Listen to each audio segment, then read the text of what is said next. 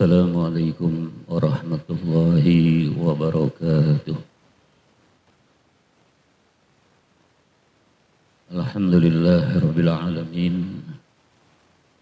Wa bihi nasta'inu ala umuri dunya waddin. Assalatu wassalamu ala asyrafil anbiya wal mursalin imamil muttaqin sayyidina wa habibina wa syafi'ina wa qurrati a'yunina maulana Muhammadin wa ala alihi wa sahbihi wa man nasyarahu ila yaumiddin amma ba'd. Subhanaka la ilma lana illa ma 'allamtana innaka antal alimul hakim. Rabbi shrah li sadri wa yassir li amri wahlul 'uqdatam min lisani yafqahu qawli. Pada bapak-bapak dan saudara-saudara hadirin jamaah Majelis Ta'lim malam Sabtu Masjid Jami Al-Ikhlas bersama ketua dan segenap pengurus DKM Masjid, pengurus Majelis Ta'lim dan pengurus lingkungan yang insya Allah semuanya kita pada malam hari ini dan seterusnya senantiasa dimuliakan, diberkahi dan diridhoi oleh Allah Subhanahu wa taala. Mari sama-sama kita baca Ummul Quran Suratul Fatihah. Mudah-mudahan dengan mukjizat karamah dan barokah serta sir daripada surah Al-Fatihah Allah berikan kepada kita dan keluarga kita iman, Islam, ihsan yang kuat, ilmu-ilmu yang manfaat, sehat afiat, panjang umur dalam taat, dimudahkan segala urusan kita dunia dan akhirat. Allah luaskan rezeki yang halal, yang thayyib, yang berkah untuk ibadah kepada Allah. Dan Allah sampaikan kita kepada ma'rifat, husnul khatimah dan ridhonya di dunia wal akhirah. Sekaligus Fatihah ini juga kita tujukan untuk arwah almarhum dan almarhumah, orang-orang tua kita, keluarga, para guru, para alim ulama, para sholihin yang telah pulang ke rahmatullah. Mudah-mudahan semua mendapat limpahan rahmat dan maghfirah, diluaskan alam kubur mereka dan dijadikan kubur mereka raudhah min riyadil jinan.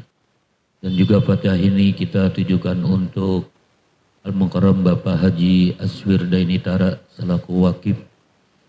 Mudah-mudahan beliau selalu diberikan kekuatan lahir dan batin, diberikan kesembuhan, diberikan afiat oleh Allah Subhanahu wa taala. Lillahi ta'ala bitilkanya wa ila hadratin Nabi Muhammadin sallallahu alaihi wa alihi wasallam wa alihi washabi wa azwajihi wa dzurriyyatihi radhiyallahu anhum wa li jami'il anbiya wal mursalin wal malaikatil muqarrabin wal awliya'il arifin al muhaqqiqin wal ulama'il amilin wa syuhada'i was salihin, khususan ila hadrati sultan awliya Syekh Abil Hasan As-Sazili, ila hadrati sultan awliya Syekh Muhyiddin Abil Qadir Jilani, ila hadrati sultan awliya Syekh Bahuddin Naqsyabandi, ila hadrati Syaradian Abdul Razzaq At-Tarmasi, ila Syekh Abdul Salam, ila hadrati Syekh Hudori bin Hasan, ila hadrati Syekh Penjalu, ila hadrati Syekh Romoki Mustaqim bin Husain, ila hadrati Syekh Romoki Abdul Jalil Mustaqim, ila hadrati Syekh Hasbullah Al-Marzuki, ila hadrati Syekh Haji Mahfuz Syafi'i, ila hadrati Syekh Salahuddin Al-Ayyubi bin Ki Abdul Jalil Mustaqim, wa usulihim wa furihim wa syaihim wa talimizihim wa zawjatihim wa nintasaba ilaihim qaddasallahu asrarahum, ila hadrati Sayyidina Hadira Ali Salam li jamil awliya al-tis'aladzina fi Indonesia, li jami' arwahi abaina wa ummahatina ajdadina wa jaddatina wa amamina wa ammatina wa akhwalina wa khalati man haqqun alaina wa lima syaihina muallimina wa asatizatina wa li jami'il muslimin wal muslimat wal mu'minin wal mu'minat al-ahya'i minhum wal amwat, khususan ila Bapak Haji Aswirdaini Tara. Syai'un lillahi lana wa lahu wa lahumul Fatihah. A'udzu billahi minasy syaithanir rajim. Bismillahirrahmanirrahim. Alhamdulillahi rabbil alamin arrahmanir rahim maliki yaumiddin إياك نعبد وإياك نستعين اهدنا الصراط المستقيم صراط الذين أنعمت عليهم غير المغضوب عليهم ولا الضالين رب اغفر لنا ولوالدينا آمين. Bapak-bapak dan saudara-saudara hadirin jamaah taklim yang dimuliakan Allah, kita lanjutkan bahasan dan kajian kita bagian-bagian akhir dari masalah isti'azat, yaitu doa-doa mohon perlindungan kepada Allah dari hal-hal yang membahayakan diri kita dan bisa merusak ibadah kita dan bisa membuat hati kita kotor atau gelap. Pada kajian yang lalu, di bagian akhir istiazah Nabi minta perlindungan kepada Allah dari ilmu yang tidak manfaat. Kemudian Nabi berlindung kepada Allah dari hati yang tidak bisa khusyuk. Untuk mengukur khusyuk dalam sholat, ya, bukan di luar sholat, Pak. Jadi ibadah kita itu kan tiangnya, agama kita itu tiangnya apa? Ibadah apa? Sholat. As-sholatu imaduddin. Sholat itu tiang agama. Jadi kalau sholatnya beres, otomatis ibadah yang lain ngikutin beres. Kalau sholatnya nggak beres, ibadah yang lain nggak beres. Nanti yang dihisab di hari kiamat, semua amal ibadah itu yang pertama kali dihisab sholat. Bukan puasa, bukan zakat, bukan haji, bukan umroh. Ya, tapi sholat. Itu yang kata Nabi, awwalu ma yuhasabu bihil abdu yaumal qiyamah as-shalah. Jadi yang pertama kali dihisab, dihitung, diaudit, diperiksa semuanya, itu sholatnya dulu. Jadi kalau sholatnya iza saluhat, saluha amalu kulluh, kata Nabi. Apabila sholatnya baik, beres, benar, maka otomatis amal-amal yang lain ngikutin jadi beres lah. Tapi kalau sholatnya aja nggak beres, ibadah atau amal yang lain juga pasti nggak beres. Itu nanti melebar, Pak. Ya, orang kalau sholatnya beres, akhlaknya juga beres, Pak. Jadi kalau sholatnya nggak beres, pasti akhlaknya nggak beres. Jadi kalau ada orang kok akhlaknya kayak begitu, berarti sholatnya nggak beres itu. Ya, ada tuan haji, akhlaknya nggak beres. Maaf nih, bukan saya ngatain yang haji, bukan. Ada di antara orang yang dipanggil-panggil Pak Haji, Bang Haji, kok kelakuannya nggak beres. Itu menunjukkan sholatnya nggak beres. Ya, kalau sholatnya nggak beres, ya otomatis hajinya nggak beres, Pak. Ya, sholatnya nggak beres, puasanya pasti nggak beres. Sholatnya nggak beres, pasti zakat, infak, sedekahnya juga nggak beres. Jadi ini nanti melebar, Pak, meluas dari sholat itu. Nah, sholat itu beres enggaknya sholat kita, khusyuk apa enggak? Nah, di situ. Ya, kalau kita dalam sholat khusyuk, maka sholat kita berarti beres. Kalau sholat kita enggak khusyuk, berarti sholat kita enggak beres. Nah, makanya sekarang kita telusuri lagi tentang khusyuk itu apa. Ya, terus kenapa kok kita kalau sholat tuh perasaan dan pikiran suka ingat ini, ingat itu ya. Melayang sini, melayang ke sana, kemana aja tuh. Ya kalau kata orang Pulau Gebang itu ngadrung kemana, tahu itu pikiran sama hati ya. Nggak bisa dikendalikan, dan khusyuk itu nggak bisa dibuat-buat, Pak. Dia adanya kan di hati. Ya, kalau secara fisik mungkin kita bisa buat-buat, tapi nggak bisa. Kalau kita buat-buat dengan mata merem, dengan agak merunduk, sedekatnya juga kayak orang meriang begitu, ya kayak orang kedinginan. Ya itu bukan khusyuk. Karena khusyuk itu adanya di hati, Pak. Ya, maka terkait dengan khusyuk otomatis yang kita bahas hati gitu loh. Hati kita ini yang harus kita ajiin, Pak. Kita ngaji ya, maaf ya. Kita kebanyakan ngaji itu yang dibahas lagi-lagi bagian-bagian luar. Bagian dalamnya nggak pernah diajiin. Apa sih bagian dalamnya? Ya hati kita. Ya, kita ngaji sholat, udah kan, ngaji puasa udah, ngaji zakat udah, ya ngaji haji umroh udah, ya banyak dah, baik di sini masjid sini Al Ikhlas atau di masjid yang lain, ya di majlis talimnya itu majlis-majlis talim yang lain, ya ada subuh gabungan FK Ulum, ada DMI, coba yang diajiin apa? Ini maaf nih Pak ya, ini kita istilah maaf, kita ngaji itu kadang-kadang cuma ebrek doang, oh ebrek, ungkung doang, dia kan rapat, wah mantep banget, ya kan, ya ini FK Ulum ngikut, DMI ikut, mana lagi the majlis apa ngikut, ya kan kuitang tiap minggu ngikut, yang diajiin apa? Ya, selama ini yang kita aji itu bagian luar lagi, kulit lagi. Kapan kita ngajiin diri kita? Ya, karena nanti kita ketika kumpul di padang mahsyar menghadap Allah itu masing-masing dulu Pak, sendiri-sendiri dulu. Ya, kalau udah nanti sendiri beres, ada kekurangan sedikit, baru kamu ditanya ngaji di mana, ikut majelis mana. Ya, itu cuman untuk melengkapin Pak. Jadi yang awal tuh kita masing-masing sendiri-sendiri menghadap Allah. Berarti tentang diri kita dulu ditanya.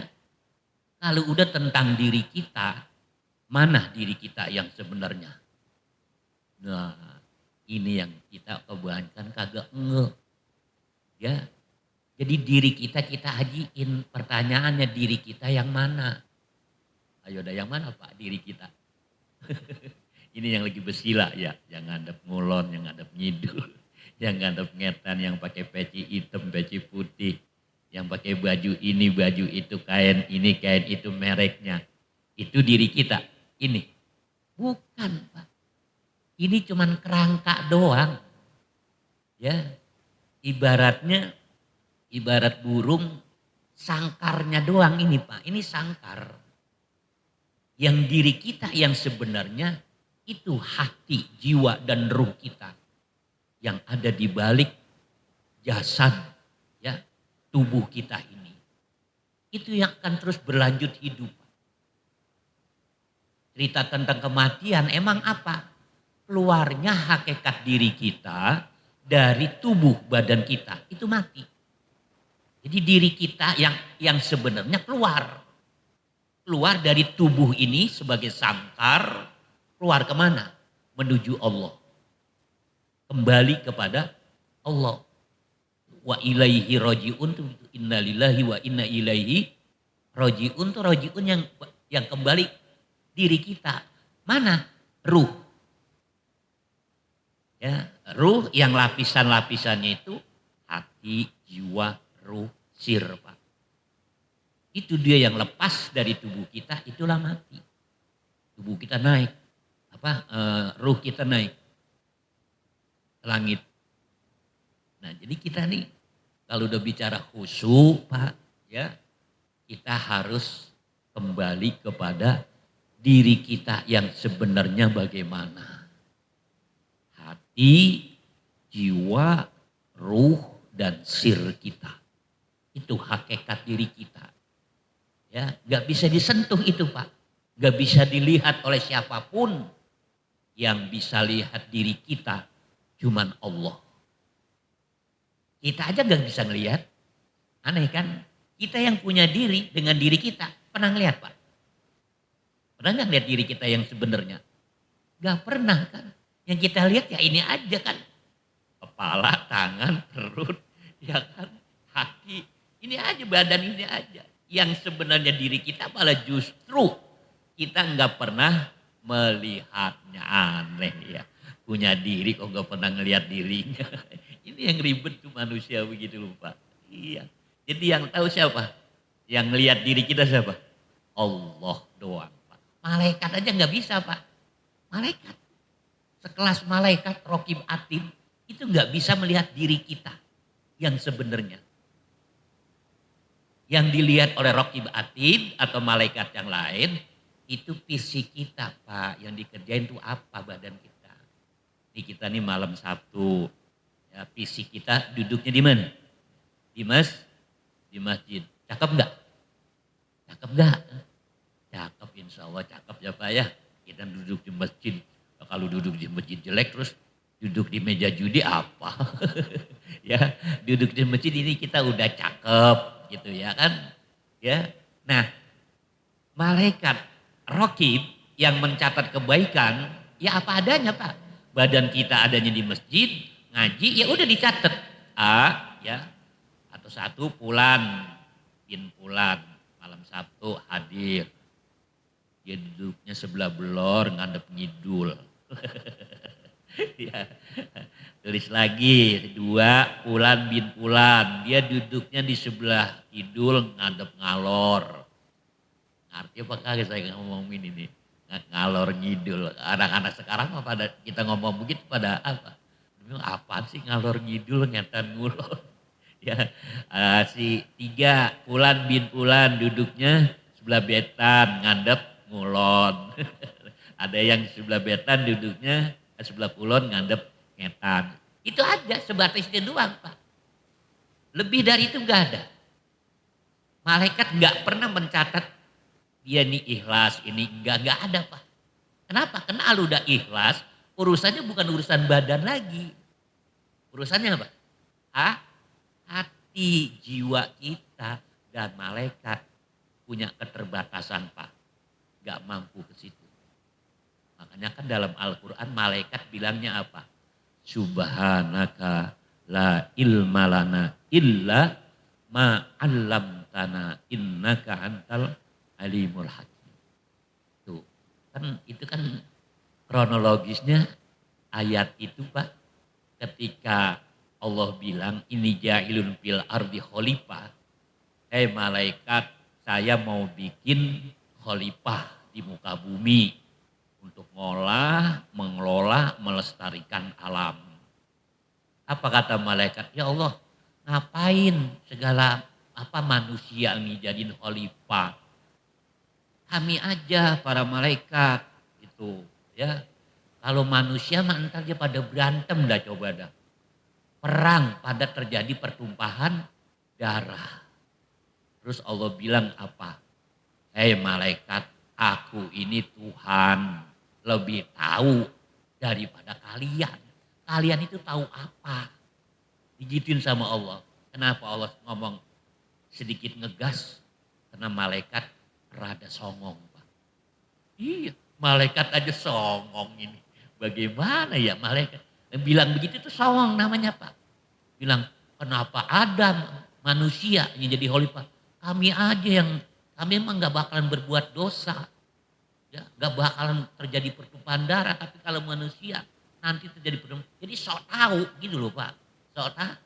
Sok tahu meskipun memang faktanya bener gak? Bener. Cuman gak semua. Cuman malaikat gaya begitu itu gak disukai oleh Allah.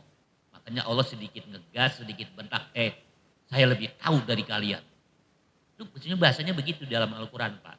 Makanya kemudian malaikat langsung nunduk dan bilang subhanaka la ilmalana, maha suci engkau ya Allah, la ilmalana, kami enggak punya ilmu, kami enggak tahu apa-apa ya Allah, ya illa ma'alam tanah, kecuali yang telah engkau ajarkan kepada kami para malaikat. Kalau yang enggak dikasih tahu yang enggak bakalan tahu.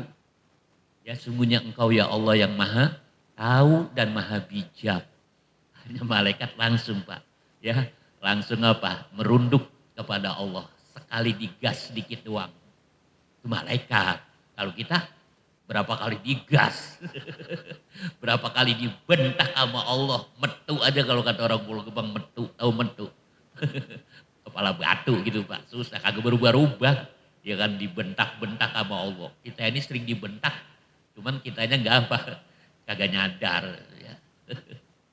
Nah, jadi kita kembali ke hati karena di sini sumbernya khusyuk Pak, bukan di badan, bukan di luar. Orang kalau hatinya udah khusyuk, di sekeliling dia ada suara dangdut, jaipongan, disco, jazz, rock, bakbuk, bakbuk, bakbuk. Ya kan, ada suara apapun pada ribut, pada rame, gak terpengaruh Pak. Tetap aja dia hatinya fokus ke Allah. Tuh, ya kalau udah khusyuk begitu Pak. Ya. Nah kalau kemudian kita sholat, dengar suara ini, dengar suara itu. Jangankan suara yang keras, suara yang pelan kita pun masih dengar. Apalagi kemudian terpancing timbulnya sewot, marah. Ya kan, siapa sih ini berisik banget dalam hati, lagi sholat tuh. Kan gue selesai sholat, gue pentungin. Gue geding gitu badannya, pada resek banget. Dalam sholat begitu. Itu nggak salah bocah. Ya, suara apapun nggak salah. Nah kalau kemudian kita lagi sholat ada suara geledeng, ya kan menggelegar, jeger, apa kita mau nyalain geledeng? Yang salah kita. Kenapa kita dengar suara geledeng? Padahal kita lagi sholat, padahal kita sedang menghadap Allah.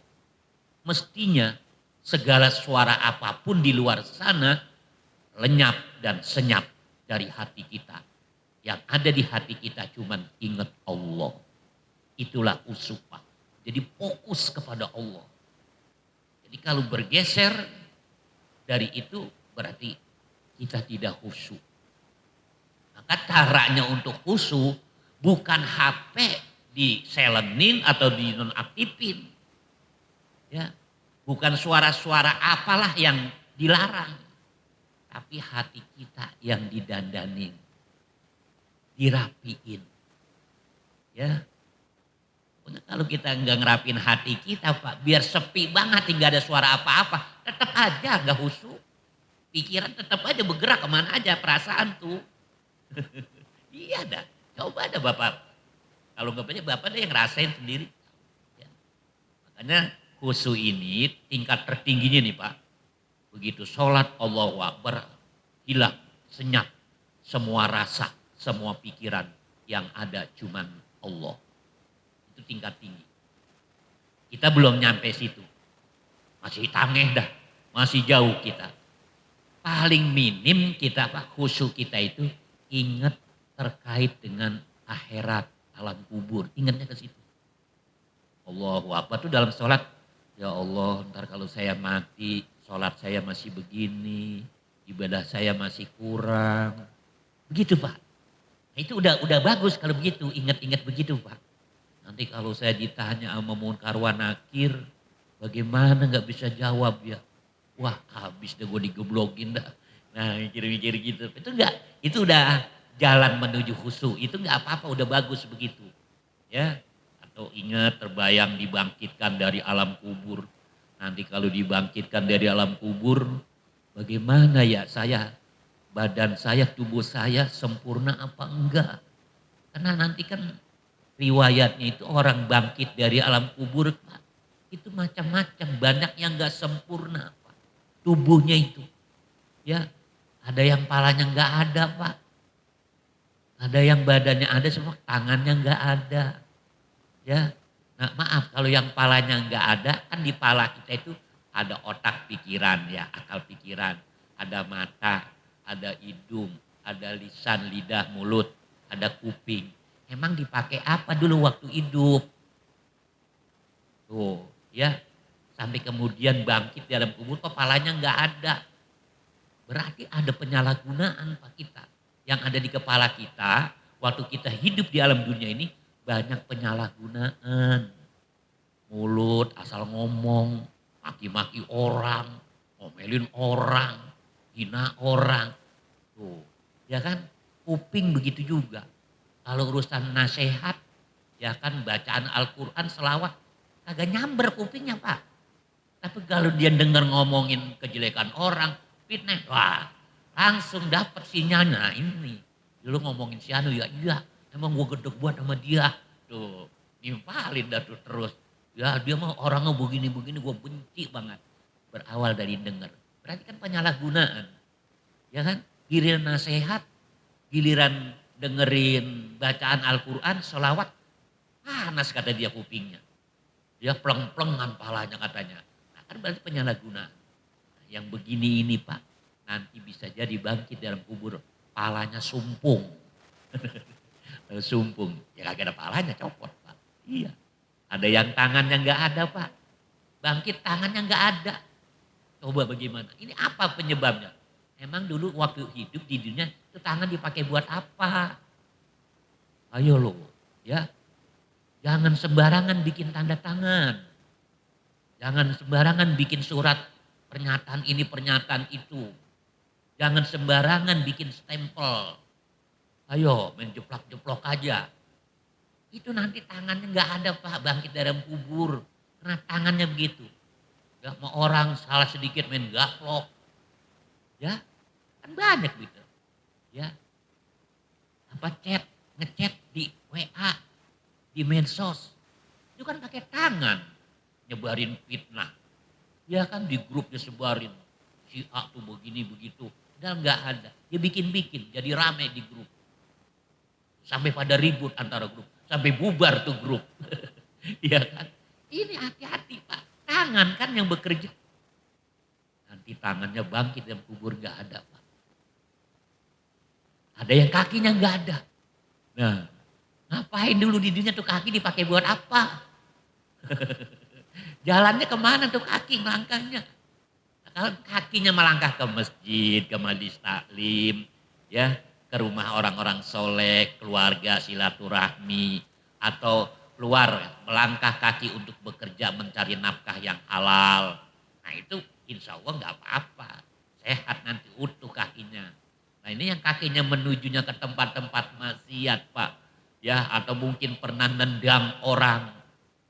Iya Pak, hati-hati kita tuh yang aparat-aparat yang kadang-kadangnya demi ketertiban kebersihan.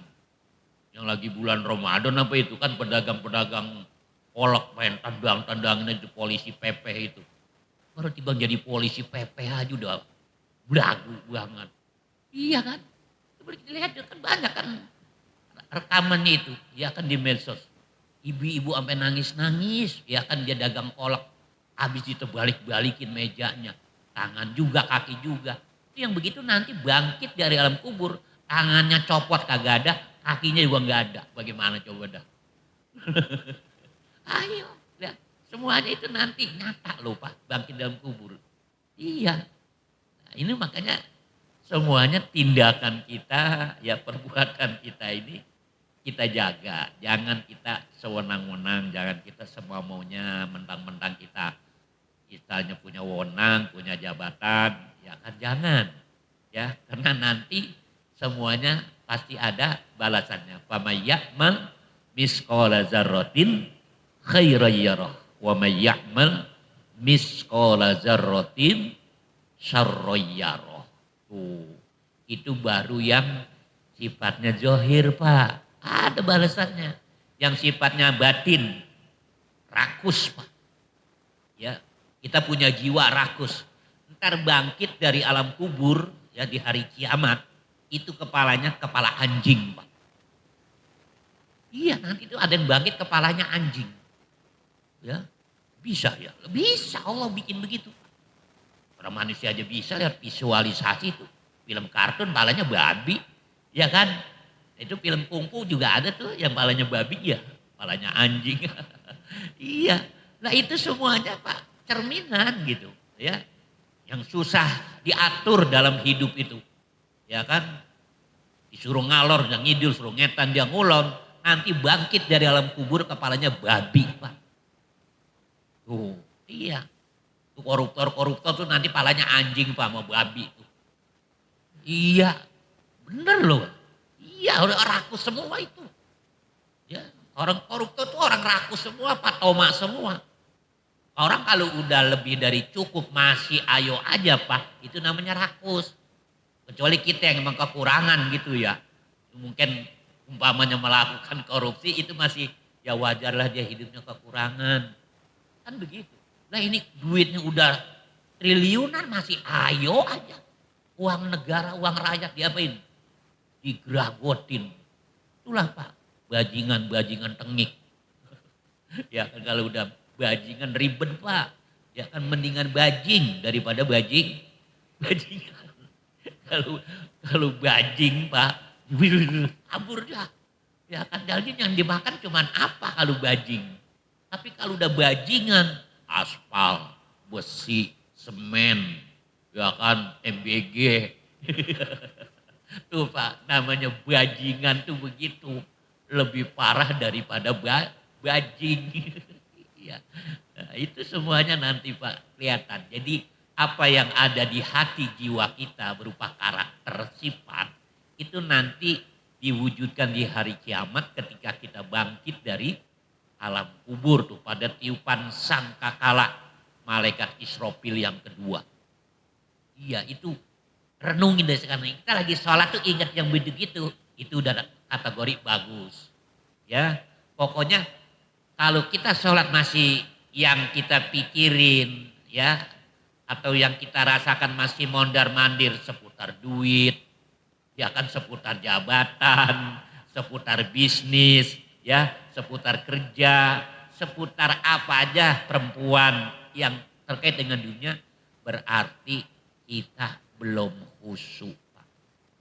Dan kalau belum khusyuk, itu nanti khawatir kita masuk ke dalam ancaman Allah dalam surah Al-Ma'un. Wawailul lil musallin, celaka orang-orang yang sholat. Wah serem Pak nih. Sholat aja celaka, bagaimana enggak sholat? Iya. Lah ini sholat yang bagaimana? Nah makanya di sini dipahamin Pak ya dari kalimatnya fawailul lil musallin. Biasanya kalau orang benar ngerjain sholatnya Pak, itu bunyinya bukan musholin, tapi muqimus sholat. Orang-orang yang mendirikan sholat. Dan perintahnya pun dalam Al-Quran, aqimus sholat. Dirikan sholat. Nggak ada perintah dalam Al-Quran itu bunyinya solu, solu, solu. Ayo sholat, ayo sholat. Enggak. Yang ada perintahnya dirikan, ayo dirikan sholat. Makanya neraka well diancanya buat musolin. Buat orang yang sholat, bukan orang yang mendirikan sholat.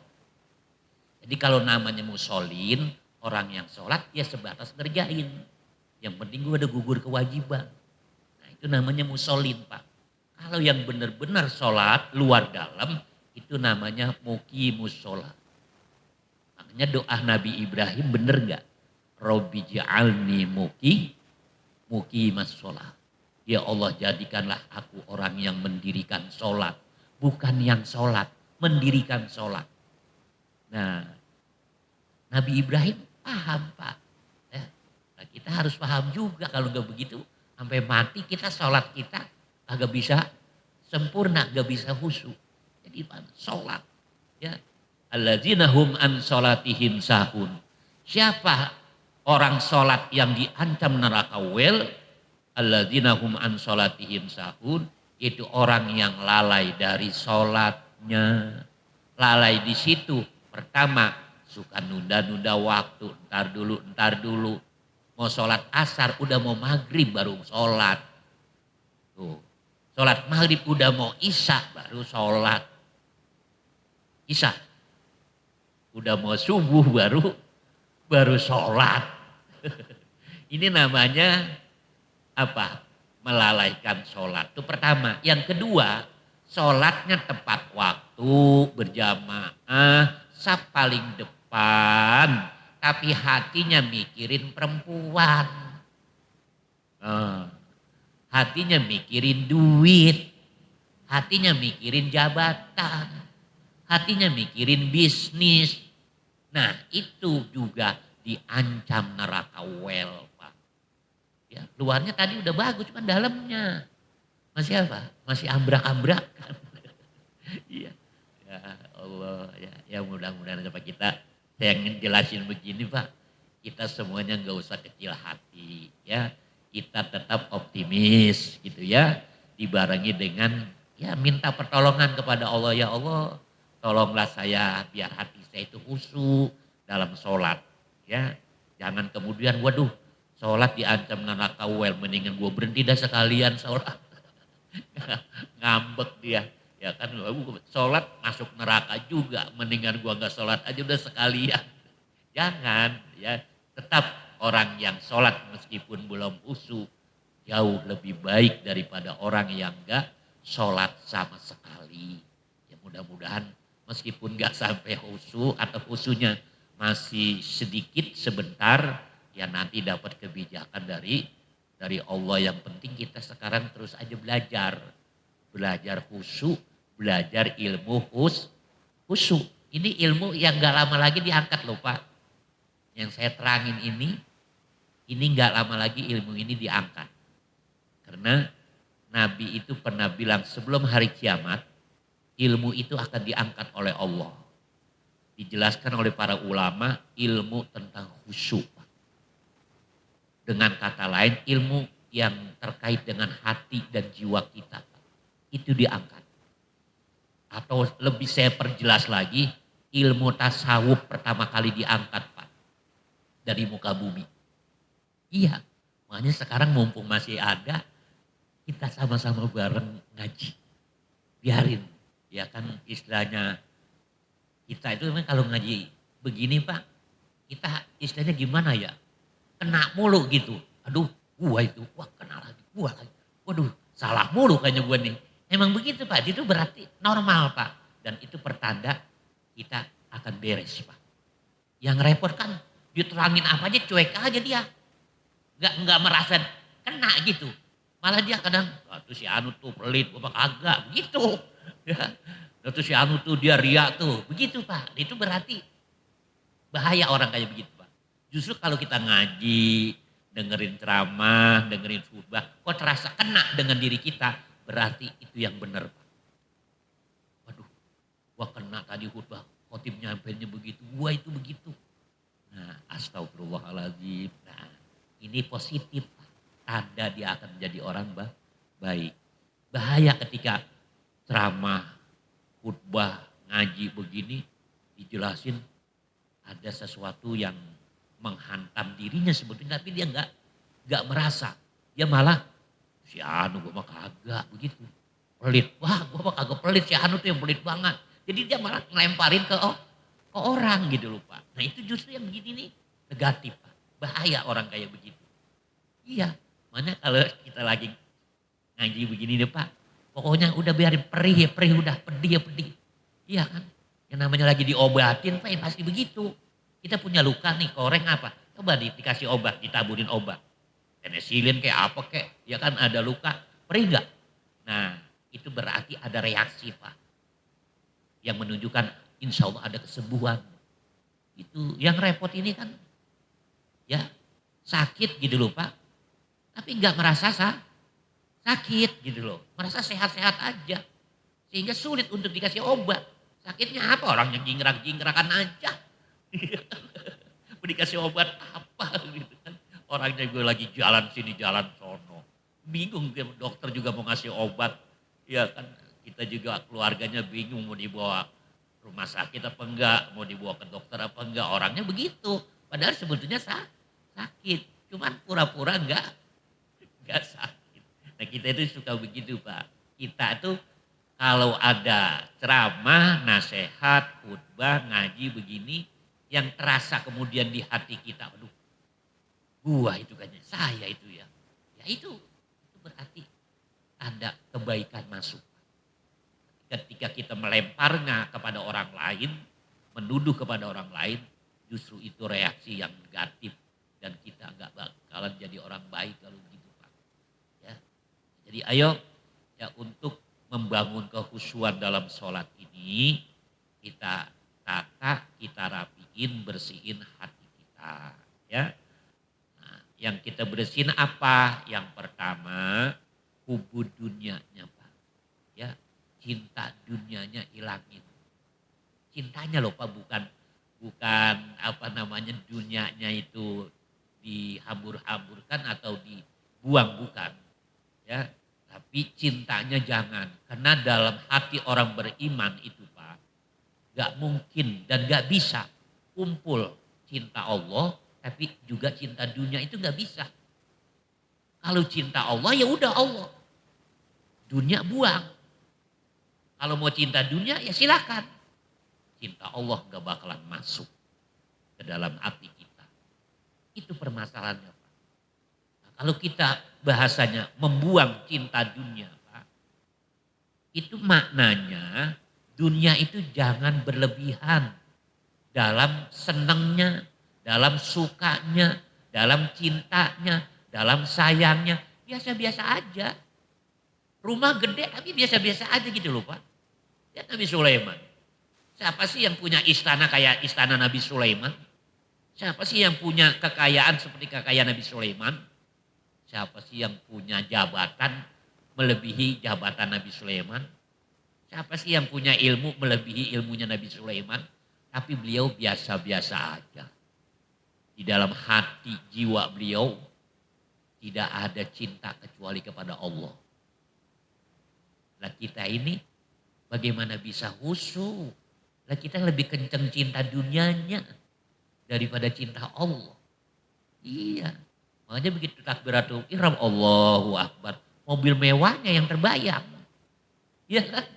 Rumah besarnya yang terbayang. Iya kan? Nah itu Pak. Itu tandanya kita cinta dunianya kenceng. Kalau kita gak singkirin cinta dunianya, gak bakalan bisa khusyuk. Tuh, jadi cinta Allah sama cinta dunia itu gak bakalan bisa nyatu.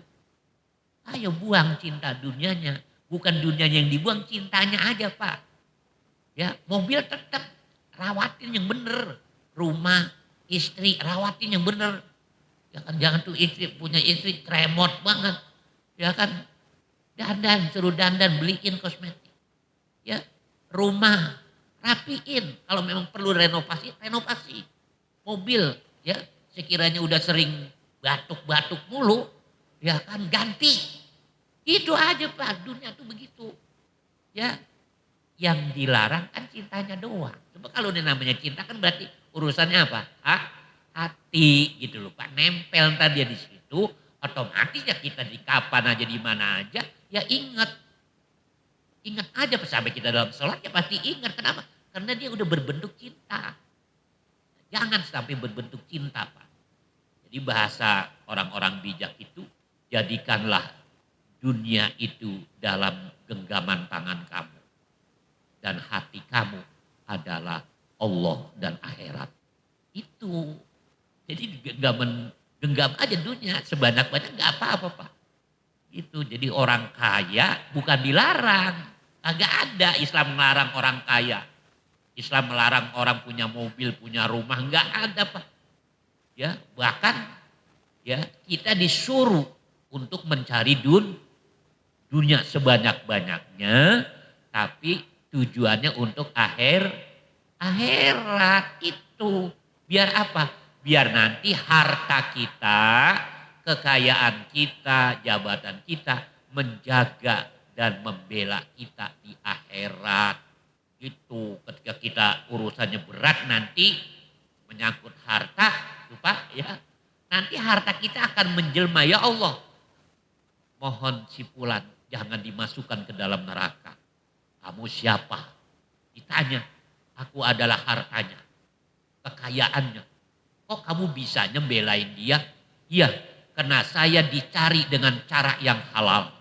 Dan dipakai, digunakan juga untuk kebaikan. Bukan untuk muasin nafsu, bukan untuk kesombongan.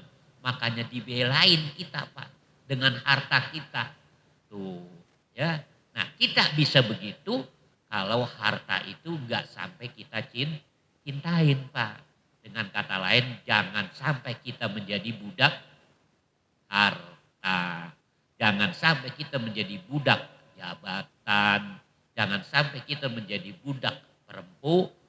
perempuan, ya. Tapi kita harus menjadi hamba Allah. Itu yang benar Pak, tuntunannya seperti itu. Nah, ayo ya, sekali lagi kita hati kita rapiin, kita bersihin. Bagaimana bersihinnya? Seperti yang saya sampaikan berulang-ulang ya, ya banyakin zikir gitu aja Pak. Kan simpel banget kan caranya sebenarnya, banyakin zikir udah. Gak usah banyakin ngaji. Kalau banyakin ngaji begini bosan. Ya, di samping juga waktunya gak ada terbatas. Mau emang ngaji begini terus sampai jam 10 mau gak? Kagak dah. Ya kan tiap malam begini kita ngaji. Kagak bakal bisa Pak. Ya kan kita punya urusan ini, punya urusan itu. Ya kan gak mungkin kita ngaji terus. Ya kan gak bisa diterapin. Tapi kalau zikir kan paling gampang, paling simpel. Man Allah, Allah, Allah, Allah. Atau la ilaha illallah. Atau subhanallah, subhanallah. Atau la haula wa la quwata illa. Itu aja banyakin. Kapan? Kapan aja. Gak harus habis sholat. Gak harus di masjid. Gak harus di musola. Di jalanan. Kita naik motor, naik mobil, naik kereta, naik pesawat. Iya. Mau siang, mau malam, udah. Allah, Allah, Allah. La ilaha illallah. Itu aja Pak. Biarin nyebut dulu gak apa-apa. Meskipun belum ingat-ingat mau Allahnya. Cuman nyebut aja gak apa-apa. Ntar juga lama-lama jadi ingat. Nanti kalau udah inget. Itu tadi tuh nyingkir semua Pak. Berarti kalau udah inget itu asma Allah nyerep Pak. Nah itu nanti menetralisir cinta dunia. Ya kan menetralisir kedengkian. Menetralisir kesombongan. Menetralisir ria. Semuanya dibersih itu Pak. Ya, tapi ini semuanya tentunya ya cepat enggaknya tergantung niat dan tekad kita Pak. Semangat enggak, itu aja. Ya kan kalau Bapak semangat zikirnya insya Allah ya efeknya nanti cepat itu Pak. Ya khasiatnya cepat. Tapi kalau ya males zikirnya ya udah ya lama prosesnya. Ya, nah itu Pak ya landasan tentang kehusuan dalam sholat. Jadi setarnya kita dari hati kita, dari jiwa kita masing-masing ya. Dengan banyak zikir insya Allah akan dikasih jalan oleh Allah untuk masuk pada kehusuan terutama dalam sholat. Insya Allah kalau kita khusyuk dalam sholat, di luar sholat pun kita akan khusyuk. Dan orang yang khusyuk termasuk orang-orang yang diberikan karomah yang besar Pak. Ya, karomah yang tinggi dari Allah Subhanahu wa taala. Demikian kajian kita, mudah-mudahan menjadi ilmu nafi, menjadi ilmu yang manfaat. Al-Fatihah. A'udzubillahi minasyaitonirrajim. Bismillahirrahmanirrahim. Alhamdulillah rabbil alamin. Ar-Rahmanirrahim. Maliki yaumiddin. Iyyaka na'budu wa iyyaka nasta'in. Shiratal mustaqim. Shiratal ladzina an'amta 'alaihim ghairil maghdubi 'alaihim waladdallin. Ilanal kalimatal karim ya mujibas sa'ilin. Bismillahirrahmanirrahim. Alhamdulillahirabbil alamin. Allahumma shalli ala sayyidina Muhammad wa ala ali sayyidina Muhammad. Rabbana zidna ilman nafi'an warzuqna fahman kamila. Allahumma arinal haqqa haqqan warzuqna tibaa wa arinal batila batilan warzuqna jinabah. Rabbana atina fid dunya hasanah wa fil akhirati hasanah wa qina azabannar. Rasulullah sayyidina Muhammadin wa ala alihi wa sahbihi wa sallam. Walhamdulillahi rabbil alamin. Assalamualaikum warahmatullahi wabarakatuh.